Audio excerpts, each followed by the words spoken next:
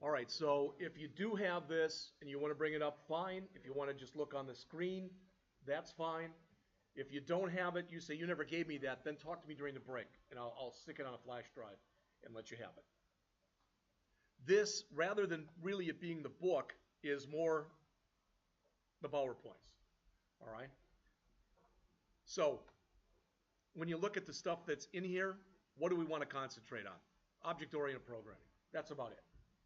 We don't have to spend much time on this particular chapter at all. Okay? Now, you may or may not care. I'll give you the very, very, very, very fast history of Java. All right? The guy who invented the language, his name is James Gosling. Okay, the reason I'm telling you that is Gosling looked out his window where he worked, and he looked out the window, and there was a huge oak tree out there.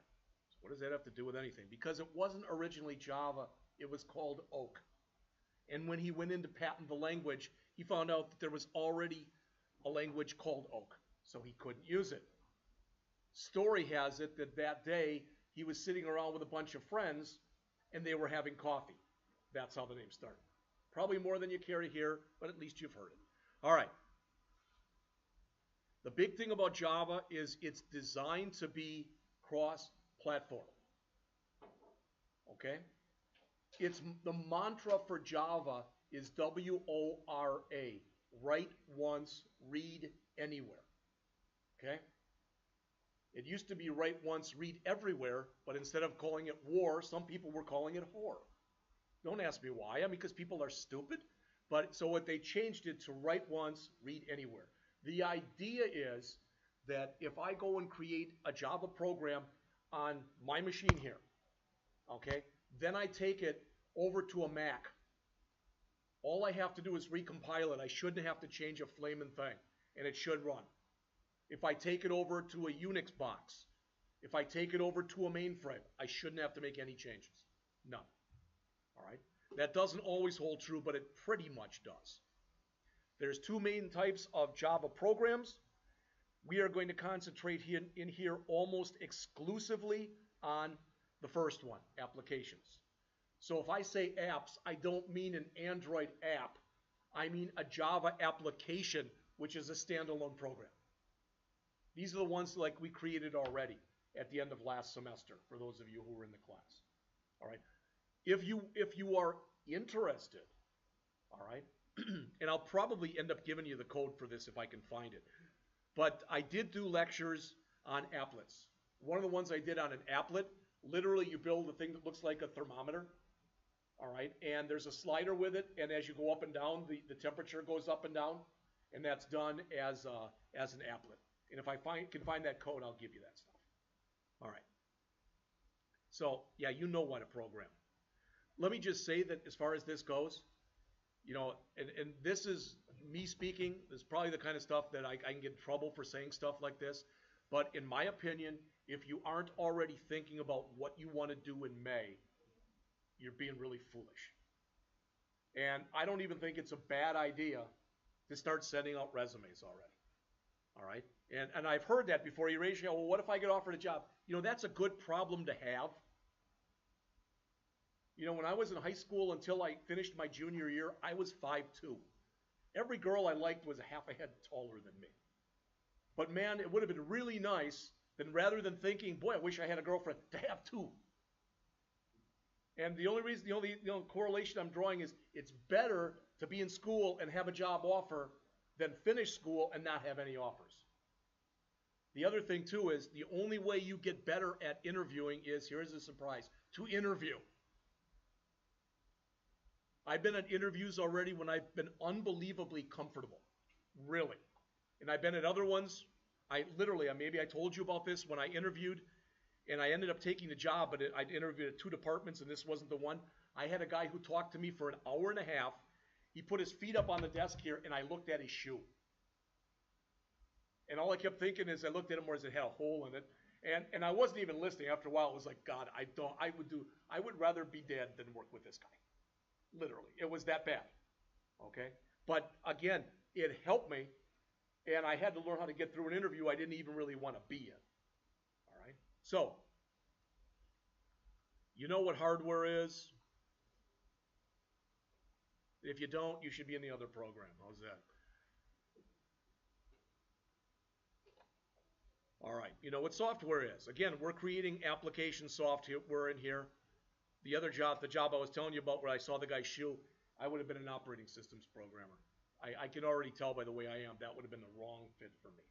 I would have been much better doing anything other than that. All right.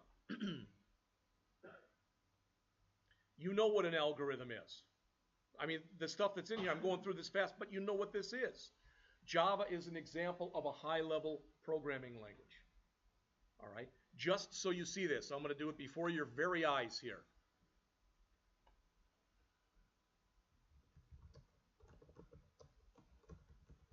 You don't have to type in, believe me, this isn't worth typing in.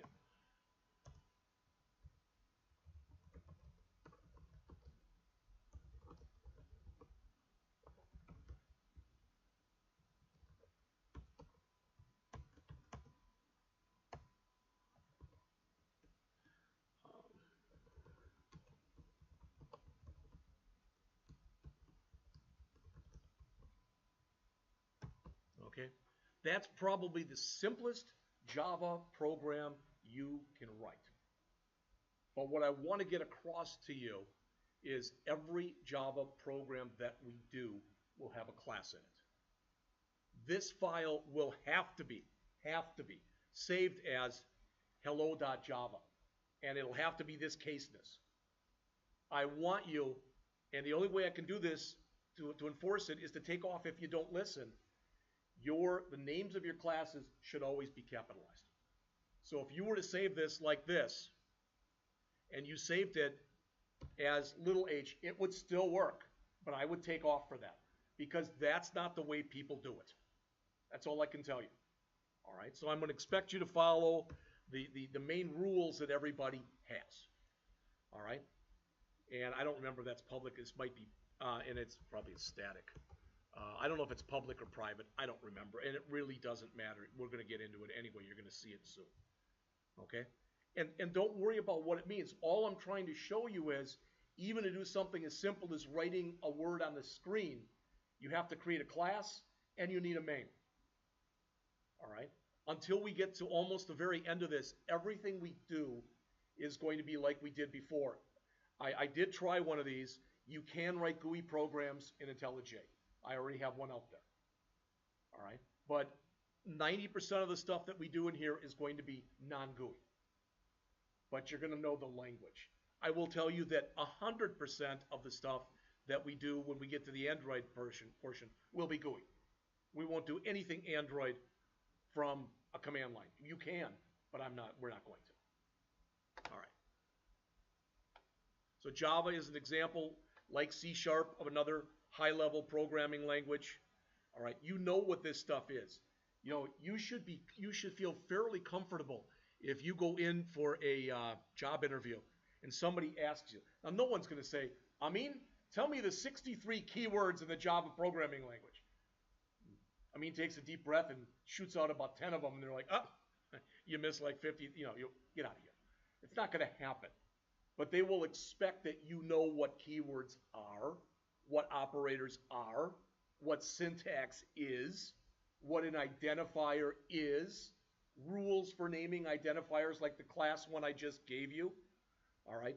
Strict syntactic rules, you're going to find that many of the things that you learned in C# will ring true in Java.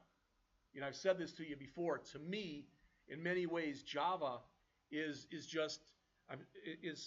C# is Microsoft's answer to Java. And Java still is the #1 programming language out there. You can read 15 different surveys. 5 of them might say that it's JavaScript or whatever. It's Java. All right? It still is. And I don't think that's going to change really soon.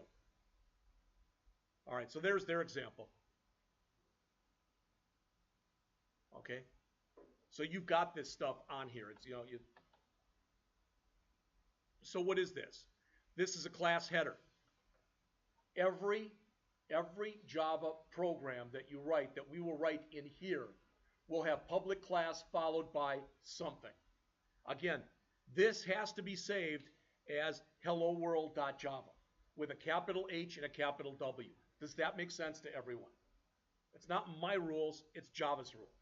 Just like with C#, just like with JavaScript, this is a block structured language and everything goes within curly braces.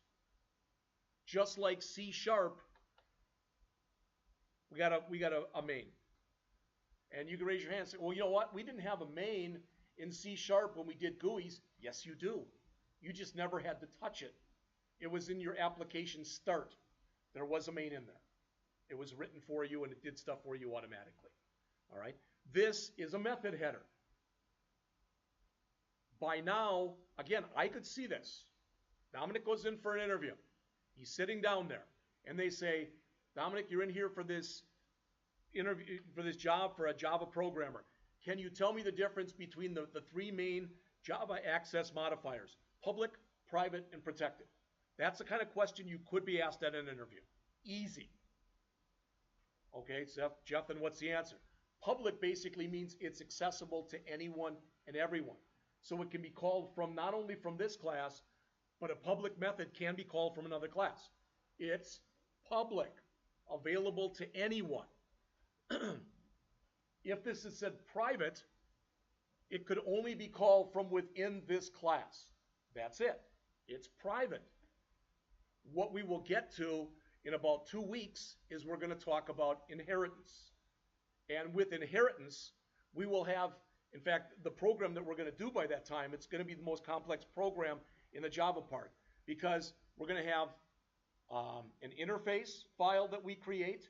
Then we will create a payroll class. And under that payroll class, we will create an hourly employee class, a commissioned employee class, salaried employee class, and a piecework employee class.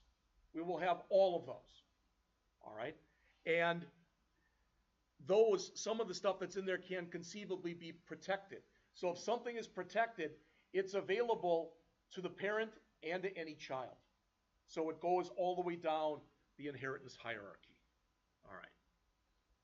Some of the keywords, keywords in Java are always lowercase. Java, like C#, is 100% case sensitive. Unlike JavaScript, remember in JavaScript, if you screwed up the case, it didn't care. It just wouldn't, it wouldn't give you an error. Java does. This is very similar to C#. If you do something wrong, it'll let you know. If you screw up the case, it'll let you know. If you forget to put a semicolon at the end, it'll let you know. But just like any other programming language, if you mean to add two numbers and you accidentally subtract, that's a logic error. There is no compiler that I know of except maybe some AI compilers that would catch something like that. All right.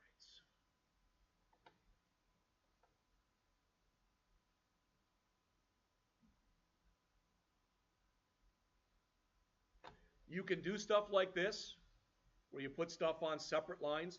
The only time you can't do this right here, if this is a real long string that you have within double quotes, you can't stop a string right here and then continue it on the next line. But you can stop the string there with double quotes, put a plus sign, and then continue it on the next line. All right, you can do stuff like that. You're going to see that already today probably.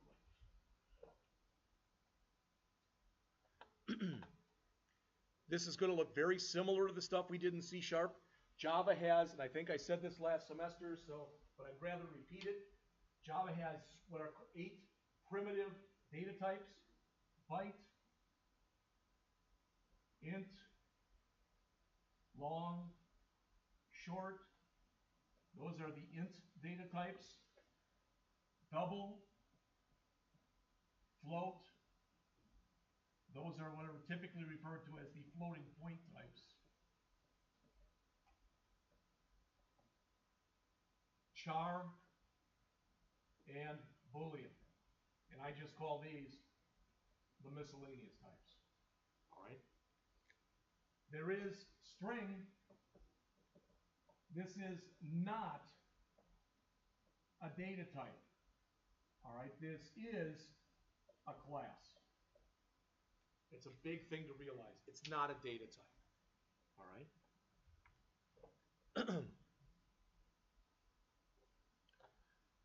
Variables, I'm taking for granted you all know what a variable is now.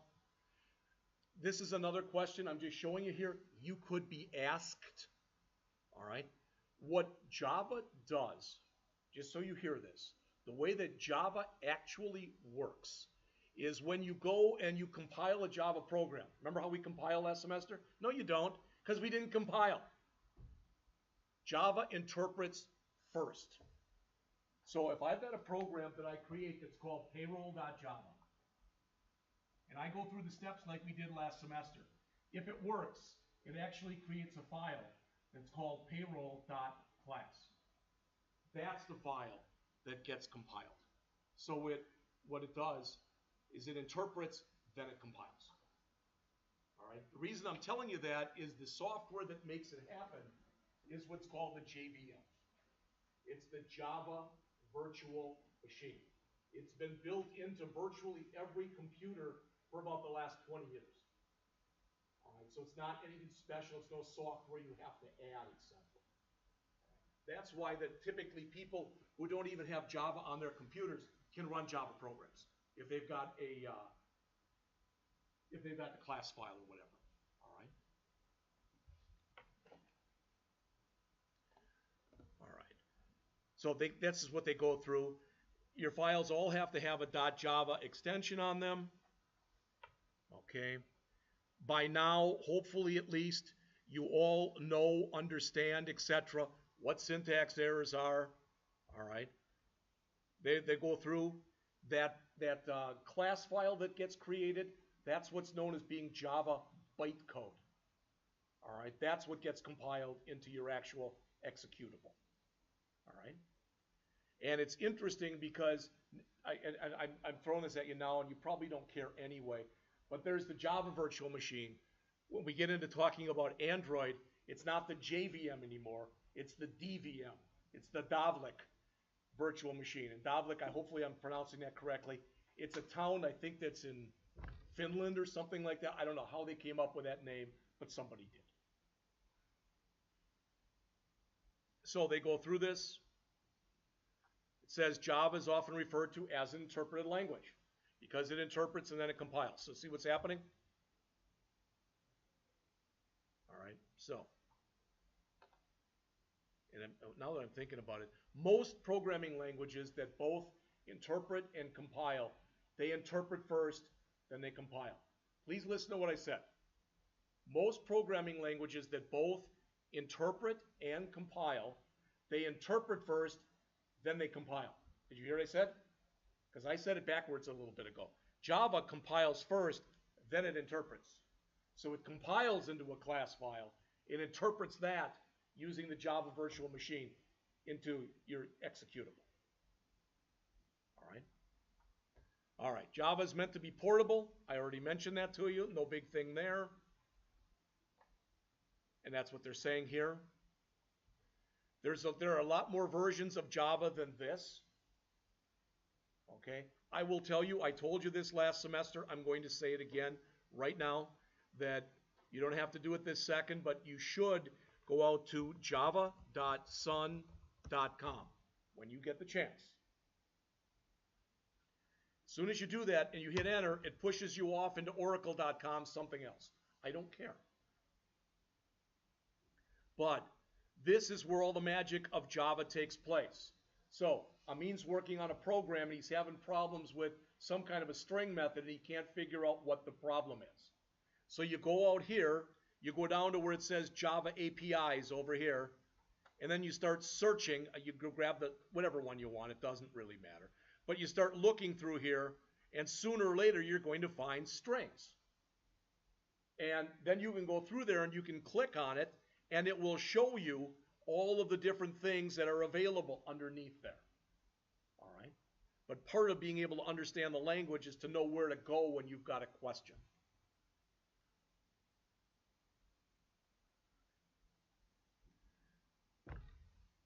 This is funny because this is how virtually no one programs. What do I mean? The author says, number one, define what you want the program to do. Number two, visualize the program running on the computer. Number three, use design tools to create a model of the program. Number four, check the model for logical errors. Number 5. So it's a 9-step process, and steps 1 through 4 don't involve the computer. I give an assignment out, and I sometimes watch to see how many people sit there and if nothing else, just sit back, start writing some stuff down and think about it, because most people don't.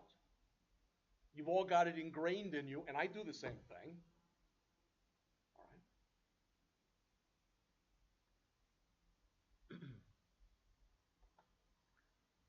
What we did a lot of especially in JavaScript, was we did procedural programming. Now we're going to be doing more object-oriented programming. We did do some object-oriented programming in the past, not that much. If you remember in the C# class, we had 2 chapters on object-oriented programming. They were chapters 9 and 10 out of a 14-chapter book. And that's all we used it. This is going to be all the time. We're going to be working with attributes. We're going to be working with methods. These are all questions you could easily be asked at an interview. What's encapsulation? And again, the best example I can give of that is if I do this. If I do Control P and I hit enter right now, I'm not going to because it'll print off on 964 pages. But the point is, if I hit enter or click the OK button or whatever, I have absolutely no idea how me doing that and makes that come out over there.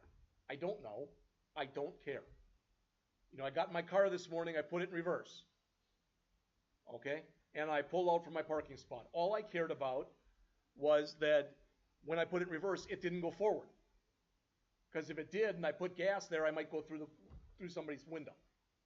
All right? That stuff's encapsulated from me. So when something is encapsulated, it means it's hidden from you. Again, one last example. You maybe have seen me do this before. Okay, here's my calculator. I type in 367 and I hit square root. How many of you can tell me the exact algorithm that was used to figure out that square root? Because I sure as hell can't. What I see here when I come right there, that's called my interface. That is my interface. What happens when I click here, put in this, and click that, that's the implementation. You show the interface, you hide the implementation. You're getting paid for, if you're going to be a programmer, you're getting paid for both. If you're a web developer, a lot of your pay is going to be for your interface. It's got to look pretty, etc. If you're creating a payroll application and it works, chances are nobody cares what the hell it looks like. It's the implementation that matters. Data hiding goes along with encapsulation. All right. I just, a programming interface, what does API stand for? I'm asking you. See this? I showed you this before. If I back up, one more time. Java APIs, what does that stand for? You should know this. Application Program Interface. What an API is it's an unwritten contract between you and the software, where the system says, I will provide this software for you, these methods, etc. But, like a contract, you are agreeing to use them in the way that I want them to be used. That's what an API is, in a nutshell. Oops, that's not what I want. All right, that's it. Let's take a break. It's 1:30. Let's come back at 1:45, and we will go over Chapter 2. And then when we get done, we'll write some code.